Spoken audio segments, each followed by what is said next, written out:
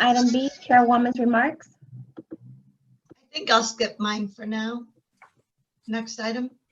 Item C, approval of the minutes of the September 22nd, 2020 meeting. Move approval. Mumble that. Support. Moved and supported. All in favor, say aye. Any corrections first? All in favor, say aye. Aye. Aye. Anyone opposed? Motion carries. Next item. Item D, unfinished business. There is none.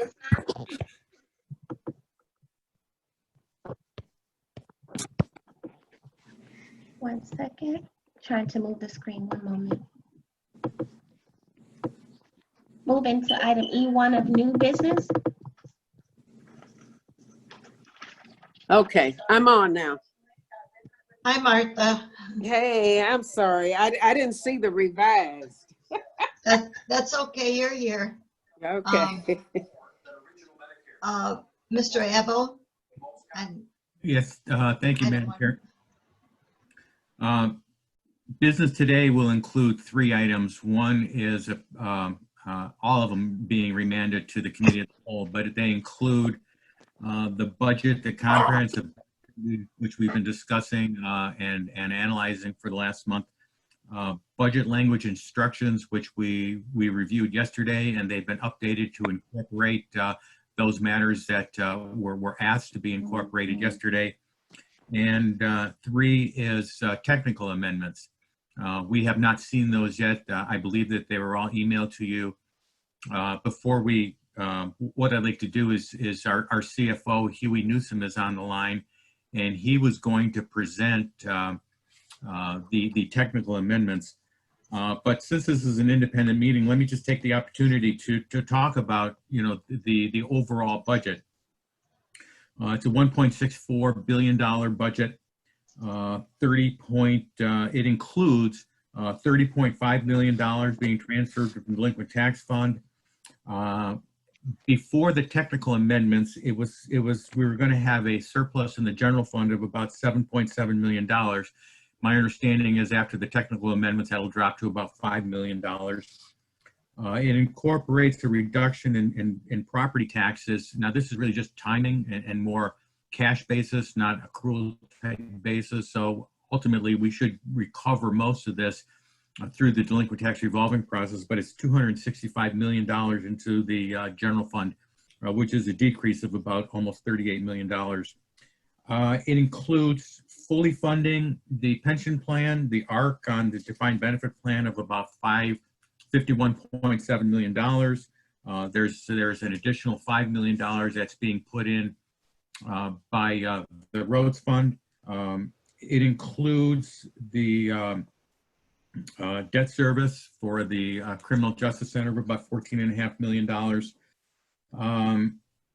And it includes continuing the process, which to me is so very important, is our ERP system. So $9.4 million. Again, we're anticipating as a result of this budget, before budget adjustments, and I anticipate several budget adjustments because of the length of time that we had to deal with this, but before budget adjustments of about $5 million. With that, Madam Chair, I'd like to turn it over to our CFO, Huey Newsom. Huey, are you on the line? On mute. Thank you. Can everybody hear me? Good morning. We can Yes, hear good you. morning. Excellent. We finally figured out how to work the mute button. Thank you all very much. And thank you, Mark, for what you just described. Yes, what you have in front of you in the agenda is a series of technical changes that we've identified working with Mark's staff, with commission staff, that need to be changed in order for us to achieve the goals that have been agreed upon across all the electeds, including the CEO's office in this budget. So we can do it this way. I'll just do a quick summary of all the technical changes, and at the appropriate time, if there's a need for additional questioning, we can do that. So, technical change number 1, we needed to add $440,228 to the Economic Development Department's budget in order to get it back to its pre-COVID-19 status. That was the original plan, but there was some additional funding that we needed to put in order to meet all program obligations and get it back to pre-COVID-19 status. So that's a $440,000 change.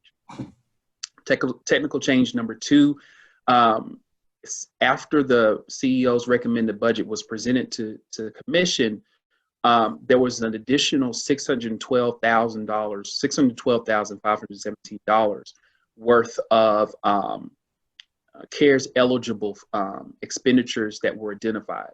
And so technical change number 2 changes the proposed appropriation in the CARES fund or the 298 fund specific to those now identified additional eligible expenditures for us to address COVID-19. Excuse me.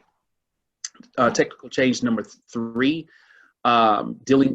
this one deals with the delinquent tax revolving fund, specifically the 2018 fund, and it recognizes additional residual equity or surplus, if you will, and transfers that in to provide for additional services that expenditures and services that the treasurer will need to do through the DTRF program, to the tune of about $4,570,479. So that's technical change number 3. Technical change number 4 is dealing is a technical adjustment that reclassifies funding for rent that was incorrectly classified as services and contractual services. Excuse me, contractual services. And so this particular one really is a realignment or reclass of expenditures. The net is there's no net increase or decrease to the entire appropriation. It's across a couple of programs. So that's number 4. Number 5, this one is to decrease the general fund allocation and bring the proposed budget for the circuit court in line with the modification that will, excuse me, not the modification that will be in front of you, but instead it aligns the funding to the funding that is coming from the Juvenile Justice Abuse and Neglect Fund. So really what we're dealing with is a small reduction in the program, in the funding for the program, and we're correcting for that, and also correcting for the expenditures that are going to be funded via that program to the tune of about $205,000. Number 6, at some point very shortly, you will have modification number 1 to the 2018-2019 agreement between administration and Third Circuit Court.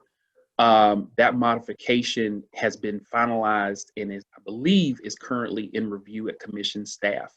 The expectation is that one will be finalized and effectuated before the end of the fiscal year, which we have a lot of work to do to get that done. But that is my understanding is that it's game plan as of right now. Now, what we had to do with the budget in order to align the requirements that are laid out in modification number 1 of that agreement between the Third Circuit Court and the county, we also had to change the budget recommendation as well. So there are a number of different changes that are in the Circuit Court fund and the general fund to align with that modification. And the total change in the appropriation is $4.6 million. To be exact, $4,611,526. So that's technical change number 6. Technical change number 7 is a technical adjustment to increase the general fund allocation specific to equipment for the medical examiner's office. We needed to increase that funding in order to make sure that that contract or those contracts were properly funded. It's a small one to the amount of $53,800. So that's number 7. Number 8, we had to make some changes in order to properly account for personnel over at the retirement system fund. And so the tabulation of those expenses are based on guidelines that were hence modified, or at least the discovery, we discovered that some of the guidelines had been updated. And so this one in particular has no increase or increase or decrease in total appropriation, it really does reclassify expenditures in different buckets or different categories in order to make sure that we can address those guidelines. So the net hit to the general fund or to Fund 731 and to the general fund is 0 from technical change number 8. Technical change number 9 also deals, is an adjustment dealing with an increase from the in juvenile justice and abuse and neglect. And so what we're doing here is replacing CARES Act credit with specific funding coming in from the state child care fund. I explained this a little bit in detail. Really what we're saying, what we discovered was that certain funds coming in from the state could not be matched with federal funding. So that CARES Act funding, after guidance came out from Treasury and also further instructions came from the state, we came to the realization that we could not use federal funding for our match. So what we had to do is remove that CARES Act funding and instead use local funding in order to achieve that match requirement.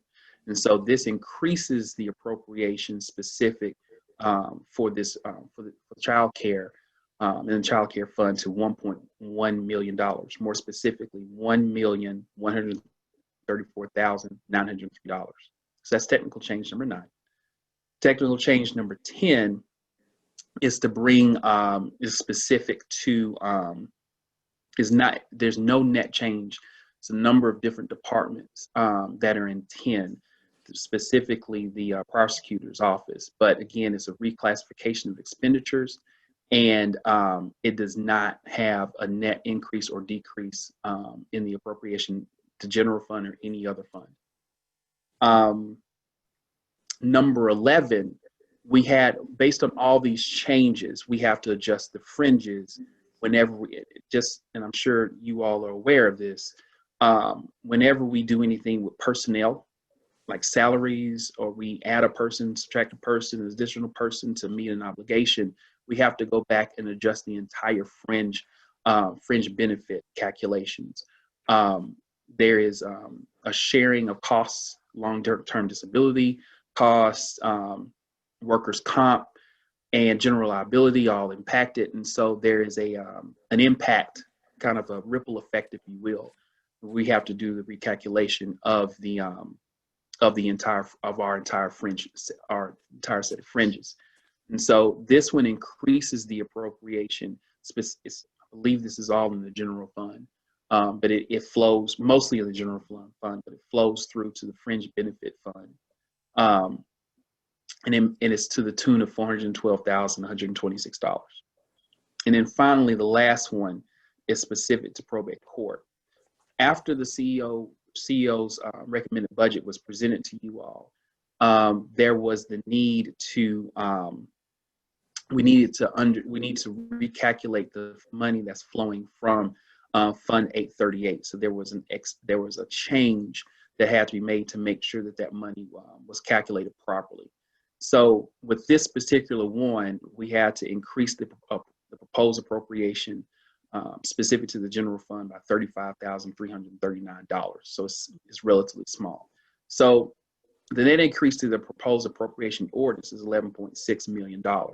Now, as Mark pointed out before, in terms of the general fund only receives a portion of that. So right now we're tracking just north of $5 million of surplus, if you will, or we're still adding to the general fund balance to the tune of I think 5.3 million is where we were last time. Even though this appropriation ordinance is increasing, a lot of this obviously is CARES Act money. We're recalculating or calculating what is coming in from other grants, and so that makes a good portion of this $11.6 million. So I'll turn it back over to you, Mark, or when appropriate, I'll take questions. Actually, Madam Chair, it's actually back to you. The motions that we need would be to remand all of these matters or refer all of these matters to the committee of the whole. First incorporating 2 and 3 into one, and then number 1 as amended to the committee of the whole. So unless there are questions. Are there questions by committee members? Commissioner Anderson? I just had a question when we're going to get a copy of that. I'd looked in my email and have not received it. Did anyone else get it? The technical amendments? Yes. Okay, yeah, those should have been sent. When were they sent? Do you know when they were sent? Through the chair, this is Octavia. They were emailed just before the meeting. I think that they were actually emailed earlier, but for some reason they didn't go through. So we just, they were sent again before the meeting. You don't find anything that should have caused any concern, right, from the 12 items? Okay. I do not. I do not. Okay. All right. Thank you. Thank you. I don't see hands up, so any other commissioners have questions? Any other committee members or commissioners? Madam Chair, I can move Okay, approval of the comprehensive budget that includes the budget language instructions and the technical amendments that we just went over, incorporated into one document and remanded to committee of the whole. Support. okay, it's been moved and supported. Felicia and Mark, it's the proper motion, correct? Well, yes, that means that you're taking items 1, 2, and 3 together, and you're approving items 2 and 3 to amend item number 1, and then you're moving everything as amended, refer out to Kyle. So as long as the clerk has all of that, I'm good. Thank you. Madam Clerk, you have all of that? Yes, ma'am, I do. Okay, Commissioner Anderson? I just wanted to clarify. I just checked my email again, and I guess it came in about 5 minutes before the meeting started. So It did. I do have it now. Thank you. Yeah, Commissioner, I'm gonna say that the reason it came so late was because of technology, and our apologies.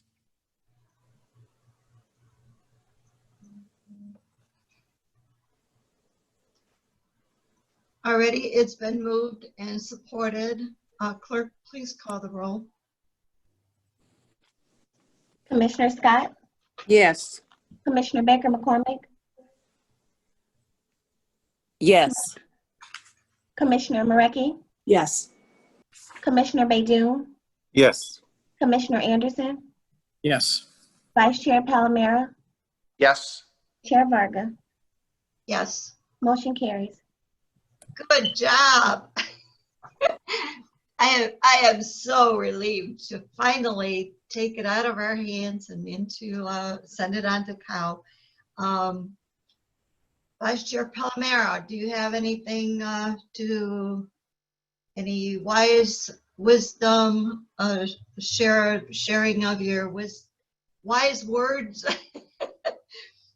I don't at this time. I do want to congratulate you, though, on shepherding a budget process that was unique, but I think all things considered went extremely smoothly, and I think will set the tone for how future budgets are deliberated and adopted. You should be proud, Alona. It's a job well done. Thank I you. will echo that. Go ahead, Commissioner Baidoon. I will echo that. Me too. And I- I will echo that. I am so proud of all of us. We wanted to go paperless, and by golly, we did. Yeah. And we showed it that even the most complicated budget can be done all by the internet. So we will be saving a lot of trees from now on. Yeah. Well, thank you very much. I appreciate all of you, our staff. I cannot say enough about our staff. Mark has been so good at shepherding me in the right direction just before each meeting. So I take pride in having such good staff. On to the next agenda item, Madam Clerk.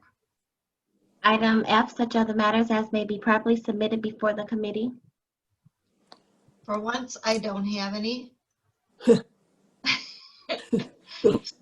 Next, Item G, public comments. could you unmute everyone, please? Everyone has been unmuted. Okay.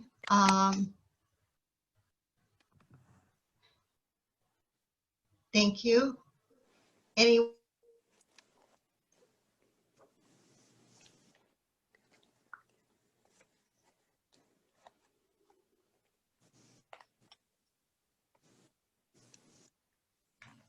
from the public? Anyone from the public wishing to comment? Did we get any email? No emails have been received. Okay, thank you. Next item, please. Item H, adjournment. So move, Madam Chair. Support. I'm sorry. Yes. Who? It was Scott moved it. I don't know who supported. May June, support. Okay. It's been moved and supported. All in favor, say aye. Aye. Aye. Anyone opposed? Motion carries. Everyone have a great weekend, and we will see you back here on Tuesday at 10 o'clock for COUT. Thank you. All Thank you. right. Thank you. Thank you. Thank you. Bye, everyone. I'm gonna miss you all. Lona, Bye-bye. Madam Chair, Yes. check your messages when you get a chance.